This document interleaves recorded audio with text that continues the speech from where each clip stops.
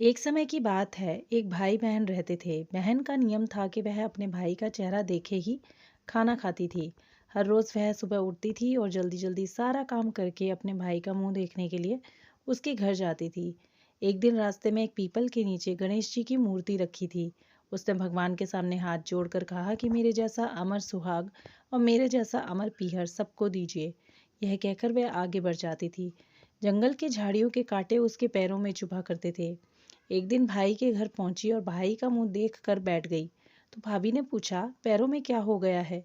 यह सुनकर उसने भाभी को जवाब दिया कि रास्ते में जंगल के झाड़ियों के गिरे हुए कांटे पाँव में चुभ गए हैं। जब वह वापस अपने घर आ जाए तब भाभी ने अपने पति से कहा कि रास्ते को साफ करवा दो। आपकी बहन के पाँव में बहुत सारे कांटे चुभ गए हैं। भाई ने तब कुल्हाड़ी लेकर सारी झाड़ियों को काट कर रास्ता साफ कर दिया, जिससे गणेश जी का स्थान भी वहां से हट गया। यह देखकर भगवान गुस्सा हो गए और उसके भाई के प्राण हर लिए। लोग अंतिम संस्कार के लिए जब भाई को ले जा रहे थे तब उसकी भाभी रोते हुए लोगों से बोली, थोड़ी देर रुक जाओ, उसकी बहन आने वाली है। वह अपने भाई का मुंह देखे बिना नहीं रह सकती है। उसका यह नियम है। तब लोगों ने कहा, आज तो देख लेगी, पर कल कैसे देखेगी? रोज दिन की तरह बहन अपने भाई का मुंह देखने के लिए जंगल में निकली। तब जंगल में उसने देखा कि सारा रास्ता साफ किया हुआ है। जब वह आगे बढ़ी तो उसने देखा कि सिद्धिविनायक को भी वहां से हटा दिया गया है। तब उसने जाने से पहले गणेश जी को एक अच्छे स्थान पर रखकर उन्हें स्थान दिया और हाथ जोड़कर बोली, भगवान, मेरे जैसा अमर सुहाग और मेरे जैसा अमर पीहर सबको देना। और फिर बोलकर आगे निकल गई।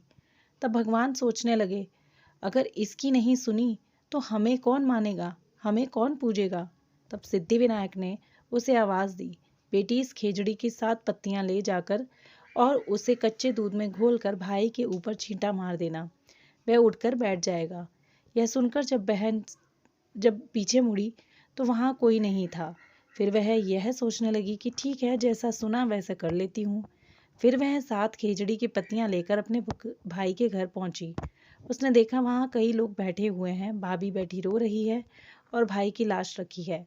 तब उसने उस पत्तियों को बताए हुए नियम के तहत भाई के ऊपर इस्तेमाल किया।